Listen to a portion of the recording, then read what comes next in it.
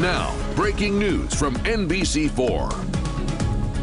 The election that would not end is still not over. The polls are closed. The results are being tallied in Ohio's primary election. The big question is, why are some counties, including Franklin, showing absolutely no results?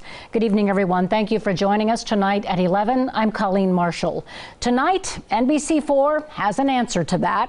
An elections board insider tells me it's a combination of problems: the volume of ballots and the directive from the Ohio Secretary of State's office that each county can only tally their results once, instead of having the results trickle in through the evening as precincts report in. The button for the results can only be pushed one time.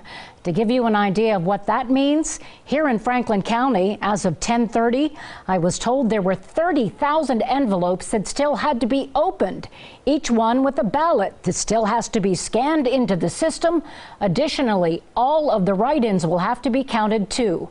The insider tells me there are similar problems in Delaware, Licking, and Cuyahoga counties.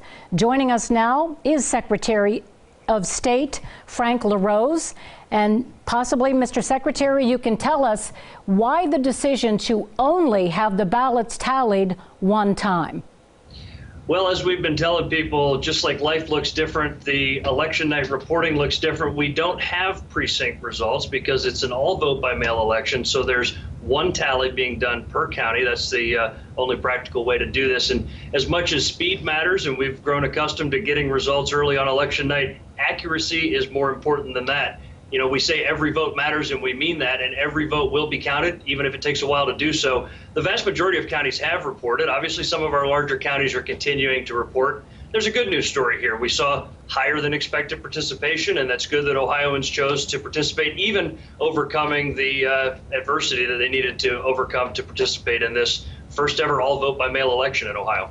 I understand, though, that some ballots that had been processed earlier, people who had voted in person before we had this kind of a lockdown for the counties, those ballots could have been put into the system. Why not allow those to be counted so that we could see trends through the night, and so that some of these candidates, for example, would know where they stand? Sure, and you know, the counties have been scanning ballots.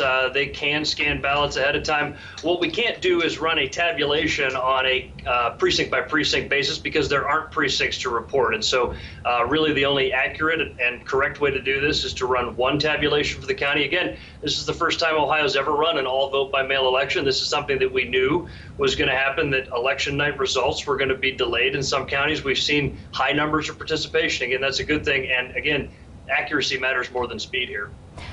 I imagine with the projection that maybe 25% of the voters were going to take part in this election, if this goes on in November when we have a presidential race, the turnout is sure to be much higher than that. Do you anticipate if we would have a mail-in at that time that there would be any changes we could have, or these results could take a day or two, right?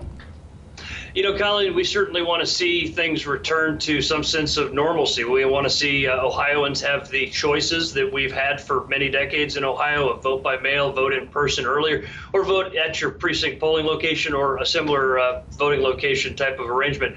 Obviously, again, election night results are something that we like to see as quickly as possible, but we're going to make sure they're accurate because, again, every single vote has to be counted accurately. Mr. Secretary, we thank you for taking time on this very busy night to talk to us and explain to us what's going on. Thank you.